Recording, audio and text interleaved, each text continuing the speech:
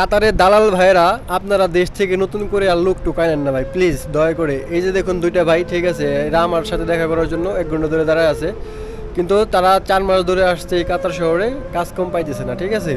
তো এই কাতার শহরে যারা আছে, যাদেরকে অলরেডি নিয়ে আসছেন, তাদেরকে আগে কাজের ব্যবস্থা করে দেন, তারপর যদি আপনার লোক লাগে তারপরে আপনারা লোক আনেন, ঠিক আছে। তো এরকম হুদাই লোক আয় না তারপরে রুমে ফেলায় ফেলা কোনো লাভ নাই। তাদের জীবন কিন্তু এখন যাযাবরের মতো হয়ে গেছে, তারা দেশ থেকে টাকা আনছে, খাইতেছে, চলতেছে, ঠিক আছে। অলরেডি 4 লাখ টাকা ঋণের উপরে আসছে, তারপরে আবার মনে করেন যে যদি 4-5 মাস বসে খাইতে হয়, তাহলে তারাই জানে যে তাদের ভিতরে কি হইতেছে, ঠিক আছে। তো কি অবস্থা ভাই, কতদিন ধরে আসছেন কাতারে? ভাই 3 মাস। 3 মাস না? একটা কেমন নাই 3 মাসে? না ভাই, লস। লস? ভাই কতদিন ধরে আসছেন? 4 মাস আইছি। 4 মাসে কয় টাকা পাঠাইছেন দেশে? একটাও না। 1 টাকাও না।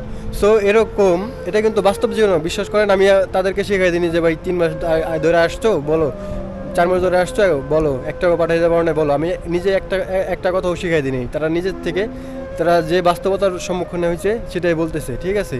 তো যারা অলরেডি লোক নিয়ে আসছেন, ঠিক আছে, তাদেরকে আগে কাজের ব্যবস্থা করে দেন, তারপর যদি লোক লাগে তারপরে লোক আইনেন। অযথা এরকম লোক আইনে রুমে ফেলায় থেকে কোনো লাভ নাই ভাই। মানুষের জীবন নষ্ট করেন না। এক একটা জীবন, এক একটা মানুষ, এক একটা ফ্যামিলি, তো এক একটা ফ্যামিলিকে ধ্বংস করে দেন না।